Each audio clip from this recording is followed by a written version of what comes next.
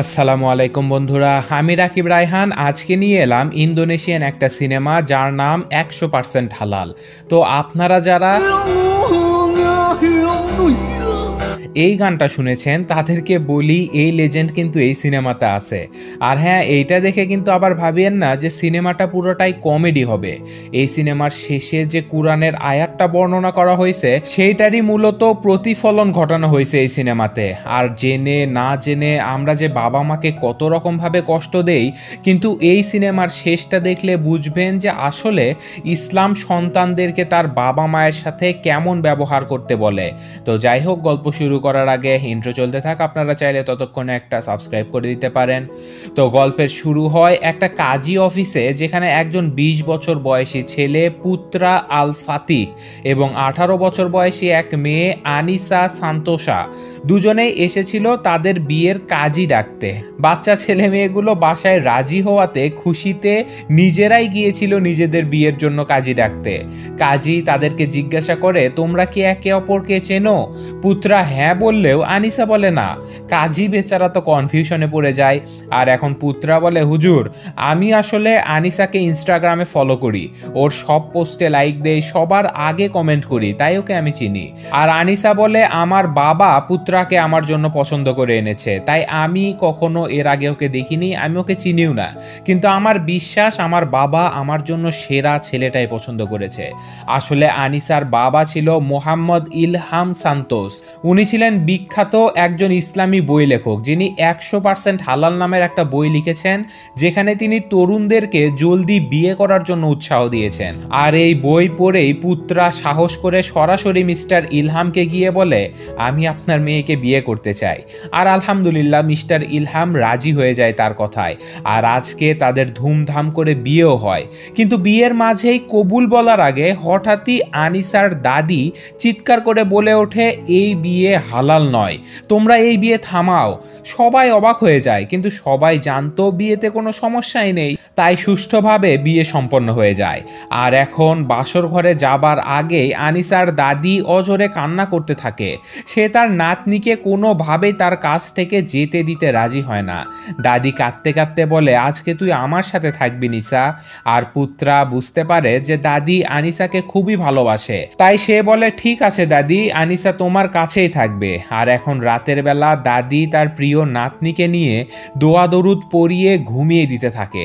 আসলে আনিসার মা অনেক আগেই মারা গিয়েছিল, তাকে তার দাদি ছোট থেকে লালন পালন করেছিল। যাই হোক, এখন দাদি একটু ঘুমিয়ে পড়লে আনিসা আবার লুকিয়ে লুকিয়ে চলে যায় তার জামাইয়ের কাছে। পুত্রা অধীর আগ্রহে বসেছিল আনিসার জন্য, কিন্তু বেচারি আনিসা পুত্রার সামনে গিয়েই সে লজ্জায় বাথরুমে পালিয়ে চলে আসে। আর এখন সে তার বান্ধবীদেরকে গ্রুপ ভিডিও কল করে জানতে চায় যে কি করতে হবে আজকে। বান্ধবীগুলাও মাশাআল্লাহ গোসল করা থেকে শুরু করে দাঁত ব্রাশ করা, এমনকি দোয়াও শিখায় দেয় যেন নেককার বাচ্চা কনসিভ হয়। যাই হোক, এখন সিন ধূপ করে চলে আসে 3 মাস পরে। আর আজকে আনিসা জানতে পারে সে গর্ভবতী। সে খুবই খুশি হয়। সবার আগে সে তার বান্ধবীদেরকে জানায়, তারপর সে জানায় তার বাবাকে। আর এখন আনিসা বাবাকে সহ হাসপাতালে চেক আপ করতে যাবার সময় ফোন দিয়ে জানায় তার স্বামীকে। আসলে পুত্রা সবে নতুন একটা চাকরিতে জয়েন করেছে। সন্তান আগমনের খুশিতে সে যেন ছুটি নিয়ে বাড়িতে চলে না আসে, তাই আনিসা তাকে একটু দেরি করেই ব্যাপারটা জানায়। তো যাই হোক, এখন ডাক্তার পরীক্ষা নিরীক্ষা করে বলে, আলহামদুলিল্লাহ বাচ্চা আর মা দুজনেই খুব ভালো আছে, তবে ভালো ভালো খাবার খেতে হবে আর ভারী কাজ থেকে অবশ্যই দূরে থাকতে হবে। এইসব কিছু জেনে বাবা মেয়ে বাড়িতে ফিরে আসে। আর ততক্ষণে বাড়িতে পুত্রাও ফিরে এসেছিল। সে খুবই খুশি হয় নিসাকে দেখে, কিন্তু তখনই হঠাৎ নিসার দাদি এসে তাদের বিয়ের ছবির ফ্রেম ভেঙে ফেলে। বলে, এই সন্তান হালাল নয় নিসা, তোদের বিয়েই হালাল নয়। এইসব কিছু শুনে নিসা এবার প্রচন্ড রেগে যায়। সে বলে, অনেক হয়েছে দাদি, তুমি আমার জন্য আমার স্বামীকেই হারাম বলো? কোন হিসাবে বলো তুমি? খবরদার আর একটা কথাও বলবা না তুমি। এদিকে প্রিয় নাতনির মুখে এমন কথা শুনে বৃদ্ধা সেখানেই অজ্ঞান অজ্ঞান হয়ে পড়ে যায়। তারা সবাই মিলে দাদিকে হাসপাতালেও নিয়ে যায়, কিন্তু ইমার্জেন্সি রুমে নেবার সময় দাদির হাত থেকে একটা লকেট পড়ে যায়, আর নিসা সেই লকেটের ভেতরে একটা মহিলার ছবি দেখতে পায়। কিন্তু আজকে ইমার্জেন্সি রুমে ব্রেন স্ট্রোকের কারণে নিসার দাদি সেখানেই মারা যায়। আর এখন দাদির মৃত্যুর পর নিসা তার বাবাকে কাঁদতে কাঁদতে বলে, বাবা, দাদি তার মৃত্যুর আগে আমাকে বলে গেছে আমি নাকি তোমার মেয়ে নই। মিস্টার ইলহাম যেন নিশ্চুপ হয়ে যায়, তিনি মাথা নিচু করে সেখান থেকে উঠে চলে যায়। আর এখন দাদির মৃত্যুর বেশ কয়েকদিন পরে আজকে মিস্টার ইলহাম বেন্দুং শহরে চলে যাচ্ছিল একটা সেমিনারে অংশগ্রহণ করতে। নিসা জিজ্ঞাসা করে, বাবা, কয় দিনের জন্য যাচ্ছ? মিস্টার ইলহাম বলে, 2 সপ্তাহের জন্য। আর এখন যাবার আগে মিস্টার ইলহাম নিসাকে বলে, মারে, তুই ছাড়া আমার এই দুনিয়াতে আর আপন কেউ নেই, আমি শুধুই তোকে ভালোবাসি, নিজের খেয়াল রাখিস মা, আমি জলদি চলে আসব। আর এখন বাবা বাড়িতে না থাকায় নিসা তার বান্ধবীদেরকে সেই লকেটে থাকা মহিলাটির ছবি দেখায়। তারা বলে, এই ছবি কার? নিসা বলে, হতে পারে আমার মায়ের। জানিস, আমার দাদি মৃত্যুর আগেও আমাকে বলে গেছে আমি নাকি আমার বাবার সন্তান নই, আমাকে তারা দত্তক নিয়েছে।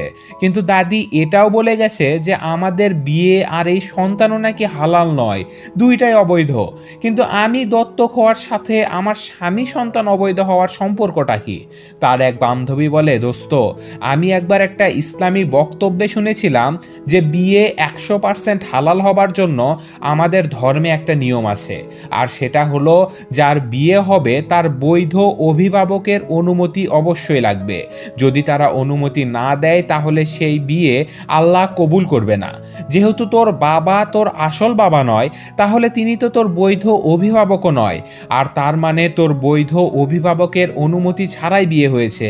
আর দাদি হয়তো সেই হিসেবে বিয়ের দিনেই বলেছিল যে এই বিয়ে হালাল নয়। এইসব কিছু শুনে বেচারি আনিসা তো খুবই চিন্তায় পড়ে যায়, আর সে তার বাড়িতে গিয়ে পণ করে যে এই সন্তান জন্ম হবার আগে সে তার মা বাবাকে খুঁজে বের করবে, নয়তো অনাগত এই সন্তানের গায়ে অবৈধ ট্যাগ পড়ে যেতে পারে। আর যেই কথা সেই কাজ, পরদিনই সে পুত্রাকে নিয়ে বেরিয়ে পড়ে তার মায়ের গ্রামের সেই ঠিকানায়, যে ঠিকানাটা তার দাদি তাকে দিয়েছিল। আর এই যাত্রাপথে অনেক শ্রুতিমধুর একটা ইন্দোনেশিয়ান গান হয়। তো আমি গানটার লিঙ্ক ডেসক্রিপশনে দিয়ে দেব, আপনারা গল্প শোনা শেষ করে গানটা শুনে নিন, ভালো লাগবে। তো যাই হোক, এখন তারা পৌঁছে যায় সুকা বোবো নামের একটা গ্রামে। আর সেখানের পথে ঘাটে যেখানে যাকে পাচ্ছিল তাদের সবাইকেই সেই লকেটের ছবি দেখাচ্ছিল তারা, কিন্তু দুর্ভাগ্যবশত কেউ সেই ছবির মহিলাটিকে চিনতে পারছিল না। আর এখন তারা দুজন একটা বাড়ির উঠোনে এক মহিলার কাছে এসে সেই ছবি দেখিয়ে জিজ্ঞাসা করে তিনি এই মহিলাকে চেনেন কিনা। মহিলাটি বলে, ছবির এই মহিলার নাম কি? আনিসা বলে, নাম তো জানি না, কিন্তু উনি এই এলাকার একজন নৃত্যশিল্পী ছিলেন।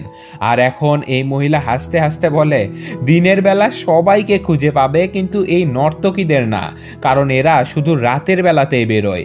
কিন্তু এখানে অদ্ভুতভাবে একটা ছেলে পেছন থেকে তাদের উপরে নজর রাখতে থাকে, ছেলেটি তাদেরকে ফলো করতে থাকে। আর আজকে সারাদিন অক্লান্তভাবে খোঁজাখুঁজি করার পর এখন আনিসা একটু বিশ্রাম নেওয়ার জন্য বসলে পুত্রা তাকে রেখে একটু বাথরুমে চলে যায়।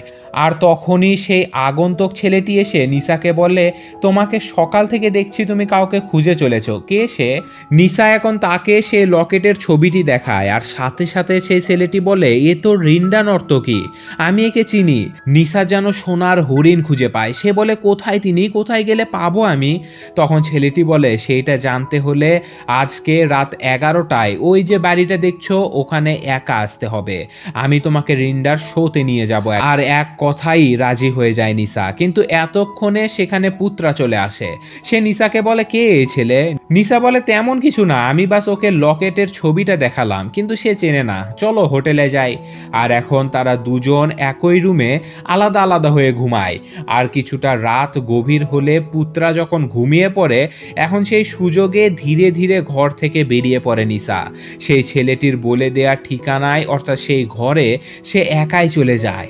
আর এখন তখনই বাধে বিপত্তি। ছেলেটি তার দিকে ধীরে ধীরে এগিয়ে আসতে থাকে। নিসা শুধু বলে, কি করছো তুমি, আমাকে শুধু রিন্ডার কাছে নিয়ে চলো। কিন্তু ছেলেটি একদম তার কথা শোনে না। আর তখনই হিরোর মতো এন্ট্রি নেয় সেই ঘরে একটা ছেলে। ঘরে ঢুকে সে বলে, আস্তাগফিরুল্লাহ মকবুল, তুই কি করছিস এগুলা? আর সরি আপু, আমার বন্ধুকে মাফ করে দেন, ও ভুল করে ফেলেছে। তো আপনি এত রাতে এই বাড়িতে কি করেন, কি দরকার? নিসা বলে, হ্যাঁ মকবুল আমাকে বলেছিল যে রিন্ডার কাছে নিয়ে যাবে, তাই এসেছিলাম। কিন্তু দাঁড়াও তো, তোমাকে খুব চেনা চেনা লাগছে, তুমি কে? বলে নিসা তার ফোন বের করে দেখে সেই বিখ্যাত গান, আর বলে, ও তুমি তাহলে সেই মাহফুজুর রহমান।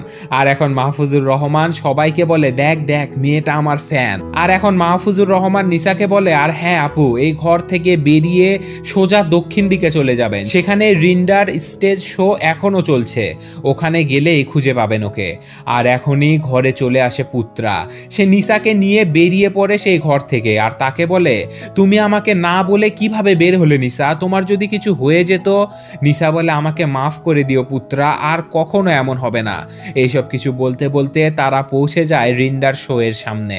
তারা রিন্ডাকে দেখেই চিনে ফেলে, কিন্তু তারা শো শেষ করা অবধি অপেক্ষা করতে থাকে। আর শো শেষ হলে তারা রিন্ডার পিছু পিছু তার বাড়ি অবধি চলে যায়। কিন্তু বাড়ির সামনে এসে নিসার মনে হয়, রিন্ডা যদি তার মা না হয়, তাহলে তার সামনে গিয়ে এভাবে পরিচয় দেওয়াটা কত বড় একটা আহাম্মকি হয়ে যাবে। তাই সে পুত্রাকে বলে, চলো আমরা রিন্ডার সাথে দেখা করব না। কিন্তু পুত্রা এসব কিছু শুনে বলে, কি বলছো নিসা, যার জন্য এত দূর অবধি আসলাম আমরা তার সাথে দেখা না করে চলে যাব? অন্তত জিজ্ঞাসা তো করে নেই। কিন্তু না, নিসা বলে, আমার উপরে ভরসা রাখো, আমার কাছে আরো ভালো বুদ্ধি আছে। আর এখন দেখানো হয় পরদিন সকালে তাদের কাছে নিসার দুই বান্ধবী লিটা আর ওরেল চলে এসেছে। পুত্রা তো অবাক হয়ে যায়, কিন্তু নিসা তার প্ল্যান মোতাবেক সবাইকে নিয়ে চলে যায় রিন্ডার বাড়িতে। আর তাকে ডেকে বলে, আমরা জাকার্তা ইউনিভার্সিটি থেকে এসেছি, আমরা আপনার জয়পগান নাচের ব্যাপারে আর্টিকেল লিখতে চাই, আমরা নাচ শিখতে চাই। আর এখনই পুত্রা বলে, আপনি কি মিস রিন্ডা? কিন্তু এই নাম শুনে যেন অপ্রস্তুত হয়ে পড়ে রিন্ডা। সে বলে, না আমার নাম রিন্ডা নয়, তোমরা ভুল জায়গায় এসেছো, চলে যাও। কিন্তু তারা কেউ চলে যায় না, তারা অপেক্ষা করতে থাকে। তারা রিন্ডার নাচের ক্লাসের সামনে গিয়েও দাঁড়িয়ে থাকে, কিন্তু এখানেও রিন্ডা তাদেরকে ইগনোর করে চলে যায়। কিন্তু সবাই রিন্ডার পিছু পিছু তার বাড়িতে চলে আসে। আর এখন নিসা কাঁদতে কাঁদতে বলে, রিন্ডা ম্যাম, আমি আপনার এই নাচের উপর গবেষণা আর শিক্ষা নেবার জন্য 18টা বছর ধরে অপেক্ষা করেছি, আমাকে প্লিজ এই নাচটা শেখান। রিন্ডা বলে, দেখো নিজের দিকে, এইসব নাচ তোমাদের জন্য নয়। আর এইসব কিছু শুনে হঠাৎই সেখানে অসুস্থ হয়ে পড়ে যায় নিসা। আর এখন রিন্ডা অনুমতি দিলে তারা সবাই মিলে নিসাকে তাদের ঘরে নিয়ে আসে। রিন্ডা জিজ্ঞাসা করে কি হয়েছে তার। লিটা ভুল করে বলে ফেলে যে ও আসলে গর্ভবতী। রিন্ডা বলে, কি বলো, ওর স্বামীকে তাহলে? আর এখন পরিস্থিতি বিশ্বাসযোগ্য করতে লিটা বলে, ওর স্বামী তো পাক্কা হারামি, আমার বান্ধবীর সাথে মজা করে কাপুরুষের মতো পালিয়ে চলে গেছে, জাহান নামে যাবো এই হারামজাদাটা। মুখ চোখ বুঝে এইসব কিছু শুনছিল পুত্রা। যাই হোক, এখন তাদের এত পরিশ্রম আর আগ্রহ দেখে রিন্ডা তাদেরকে নাচ শেখানোর জন্য রাজি হয়ে যায়। তবে তার শর্ত ছিল একটাই, যে তাকে রিন্ডা ম্যাম নয় বরং রিন্ডা আপু বলে ডাকতে হবে। লে হালুয়া, মায়ের এখন বোন বলে ডাকা লাগবে। তো যাই হোক, পরদিন সকাল থেকেই শুরু হয়ে যায় তাদের নাচের ক্লাস। কিন্তু ক্লাসের ভেতরে বারবার পড়ে যেতে থাকে লিটা। তাই সেদিনের মতো ক্লাস শেষ করে তারা বাড়িতে চলে আসে। আর বাড়িতে এখন রিন্ডা রান্না বান্না করতে থাকে। আর নিসাকে তার বাবা ফোন করে জানায় যে তিনি জাকার্তায় আরো কয়েকদিন পর ফিরবেন, তিনি আরো একটা সেমিনারে যাবেন কয়েকদিন পরে। এখন নিসাও তাকে জানায় যে সে তার বান্ধবী আর স্বামীকে নিয়ে একটা গ্রামে একটা নাচের বিষয়ের উপরে রিসার্চ করতে এসেছে। আর এখনই মিস্টার ইলহাম তাকে বলে যে, মা আমি চাই আমার পরবর্তী সেমিনারে তুমি নিজেও অতিথি বক্তা হিসেবে ভাষণ দাও, তুমি সবাইকে জানাও যে তাড়াতাড়ি বিয়ে এবং সন্তান নেবার সুফল এবং সুবিধাগুলো। নিসা বলে, আচ্ছা বাবা, কিন্তু আমি আমার সাথে একজন বান্ধবীকে নিয়ে যেতে চাই, সে খুব ভালো নাচ করতে পারে। মিস্টার ইলহাম বলে, ঠিক আছে, আমিও কোনো সমস্যা নাই। আর এখন নিসা রিন্ডার পাশে গিয়ে ইনিয়ে বিনিয়ে বলতে থাকে যে, রিন্ডা তুমি এত একা কেন, তোমার পরিবারের লোকজন কোথায়? রিন্ডা নিসাকে খাবার খাবার টেবিলে বসিয়ে বলে, তোমাকে দেখলে আমার মেয়ের কথা মনে পড়ে যায় মা। আমার মেয়েটা বেঁচে থাকলে এতদিনে তোমার বয়সী হতো। নিসা জিজ্ঞাসা করে, কি হয়েছিল তোমার মেয়ের? তোমার স্বামী বা কোথায়? রিন্ডা বলে, অনেক বছর আগে আমি যখন গর্ভবতী তখন সবাই বলতো সেটা অবৈধ সন্তান, কিন্তু না, আমি ভালোবেসেছিলাম একজন ভুল মানুষকে। আমি পতিতাবৃত্তি করে তো সন্তান নেইনি, কিন্তু আমার মেয়ে জন্মের সাথে সাথেই মারা যায়, আর আমার স্বামীও আমাকে ছেড়ে কোথায় যেন হারিয়ে চলে যায়। নিসা বলে, তোমার স্বামীর নাম কি রিন্ডা? কিন্তু নাম বলার আগে সেখানে নিসার বান্ধবীরা চলে আসে, কিন্তু রিন্ডার এই সব কথা নিসার সাথে সাথে পুত্রাও শুনেছিল পেছন থেকে। আর এখন বিকালবেলা তারা ঘুরতে বেরোলে নিসা পুত্রাকে বলে, আমি তো মাকে খুঁজতে এসে আরো বেশি কনফিউশনে পড়ে গেলাম। উনি বলছে ওনার মেয়ে নাকি জন্মের পরে মারা গেছে, কিন্তু পুত্রা বলে, না না, গ্রামের অনেক লোক আমাকে বলেছে যে রিন্ডার স্বামী নাকি তার মেয়েকে নিয়ে পালিয়ে গেছে। তো যাই হোক, এখন রাতের বেলা নিসার ইনস্টাগ্রামের ছবিগুলো দেখছিল রিন্ডা, আর এখন সেই ছবিগুলো দেখতে দেখতেই সেখানে রিন্ডা মিস্টার ইলহামের ছবি দেখতে পায়। রিন্ডা যেন চমকে ওঠে, আর তার স্মৃতিতে ভেসে ওঠে অতীতের সব ঘটনা, কিভাবে ইলহামের সাথে তার পরিচয় হয়, সে গর্ভবতী হয়, এমনকি ইলহামের মা তার কত পরিচর্যা করত। এইসব কিছু দেখে রিন্ডা এখন নিসাকে সন্দেহ করতে থাকে, আর তাই সে রাতের বেলা তার ঘরে গিয়ে ঘুমন্ত নিসার হাত থেকে সেই লকেটটি তুলে নিয়ে দেখে সেখানে তারই ছবি। রিন্ডা বুঝে যায় যে এরা প্ল্যান করে এখানে এসেছে, আর এখন পরদিন রিন্ডা নিসার দুই বান্ধবীকে ধরে ফেলে। তাদেরকে বলে, তোমরা এখানে কেন এসেছো? আর ধরা খাওয়ার কারণে তারা সব কিছু খুলে বলে যে নিসা আসলে তার বাবার পালিত মেয়ে, আর যেহেতু পুত্রার সাথে নিসার বিয়ে হয়েছে অথচ তার বৈধ অভিভাবকের অনুমতি নেয়নি, তাই সে ভাবে যে তার বিয়ে হারাম। তাই সে এখানে এসেছিল আর ভেবেছিল যে তুমি ওর মা, তোমার থেকে অনুমতি নিয়ে ও আবার পুত্রাকে বিয়ে করবে, কিন্তু আমরা ভুল ছিলাম, তোমার মেয়ে তো ছোটবেলায় মারা গেছে, কি আর করার। যাই হোক, এদিকে ঘরের ভেতরে সে লকেটটা এখন তন্ন তন্ন করে খুঁজতে থাকে পুত্রা আর নিসা, আর এখনই তারা একটা বক্সের ভেতরে রিন্ডা আর মিস্টার ইলহামের অনেকগুলো ছবিও খুঁজে পায়, এমনকি সেখানে তার দাদিরও ছবি ছিল। তারা বুঝে যায় যে আজকের এই ভালো মানুষ মিস্টার ইলহাম আগে কতটা খারাপ ছিল। সে তার স্ত্রীকে মর্যাদা না দিয়ে শুধু সন্তানকে নিয়েই পালিয়ে চলে গেছে। নিসা যেন কোনোভাবেই মানতে পারছিল না তার বাবা এমনটা করতে পারে। নিসা অঝরে কান্না করতে থাকে সেখানে, আর পুত্রা নিজেও তার শ্বশুরের চরিত্র দেখে খুবই লজ্জিত হয়ে যায়। আর এখন মা মেয়ে দুজনেই জানতে পেরেছিল আসল সত্য।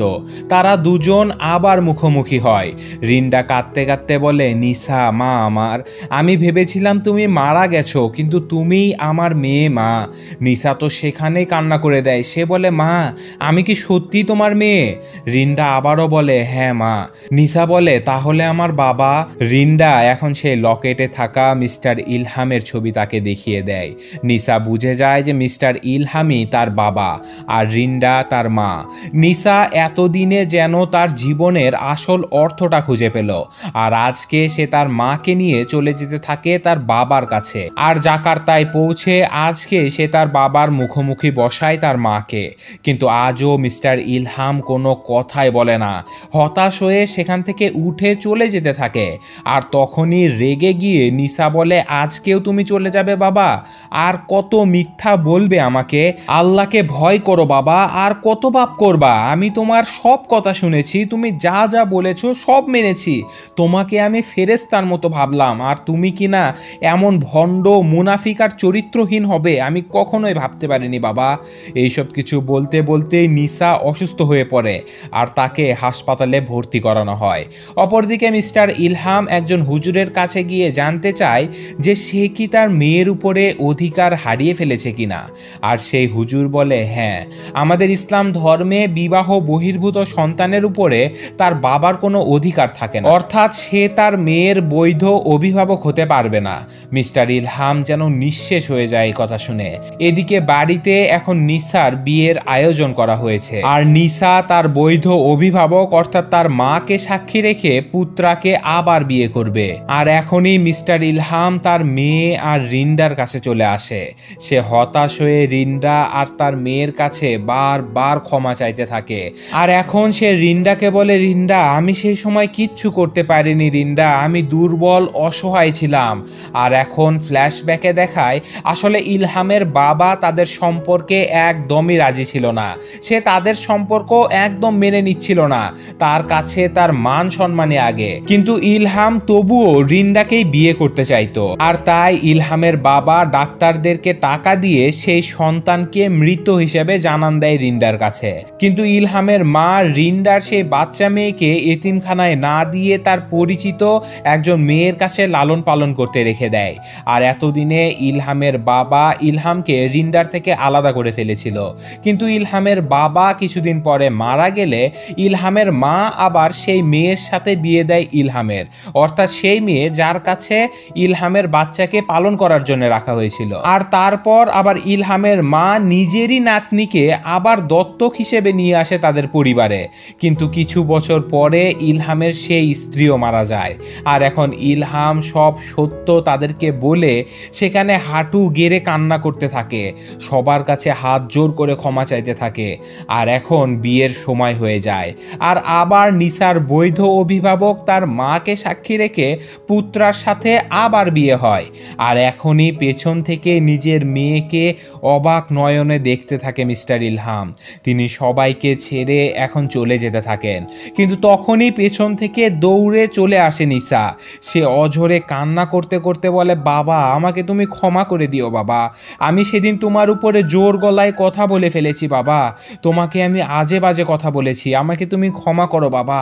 আল্লাহ বলেছে যে বাবা মায়ের উপরে মজার ছলেও জোর গলায় কথা না বলার জন্য, আর আমি তো তোমাকে কত কিছু বলে ফেলেছি বাবা, তুমি আমাকে ক্ষমা না করলে আমি নিশ্চিত জাহান্নামী হব বাবা। নিসা তার বাবার পায়ে ধরে কান্না করতে থাকে। সে বলে, আল্লাহ যদি তওবাকারী গুনাহগার বান্দাদেরকে ক্ষমা করে আপন করে নিতে পারে, তাহলে একটা মেয়ের কি অধিকার আছে তার বাবার পূর্বের কাজের জন্য তাকে ত্যাগ করে চলে যাবে? আমি তোমাকে কোথাও যেতে দেব না বাবা, আমিও তোমাকে ছেড়ে কোথাও যাব না, আমাকে ক্ষমা করে দাও বাবা। আর এইসব কিছু শুনে ইলহাম শুধু আকাশের দিকে তাকিয়ে বলে, আলহামদুলিল্লাহ, আল্লাহ আল্লাহু আকবার। আর এরই সাথে সাথে আজকের গল্প শেষ হয়ে যায়। তবে গল্পের শেষে সূরা আত-তাহরিমের ৬৬ নাম্বার আয়াত দেখানো হয়, যেখানে বলা হয়েছে, হে ঈমানদারগণ, তোমরা নিজেদের ও নিজেদের পরিবারের লোকজনদেরকে বাঁচাও সেই জাহান্নামের আগুন হতে, যে আগুনের জ্বালানি হবে মানুষ এবং পাথর, যেখানে রয়েছে নির্মম এবং কঠোর ফেরেশতাকুল। তারা কখনোই আল্লাহর আদেশ অমান্য করে না, তাদেরকে যে আদেশ করা হয় তারা শুধুই সেটাই করে। তো এই আয়াতটাকেই মূলত এই সিনেমায় প্রতিফলন ঘটানো হয়েছে। তাছাড়াও একজন ছেলে মেয়েকে কিভাবে তাদের বাবা মায়ের সামনে উপস্থাপন হতে হবে সেটারও কিছুটা হিন্টস দেওয়া হয়েছে এই সিনেমার শেষে। তো যাই হোক, আশা করি গল্পটা আপনাদের কাছে ভালো লেগেছে, আমার কাছে তো খুবই ভালো লেগেছে। তো আজকের মতো বিদায় নিচ্ছি, আল্লাহ হাফেজ।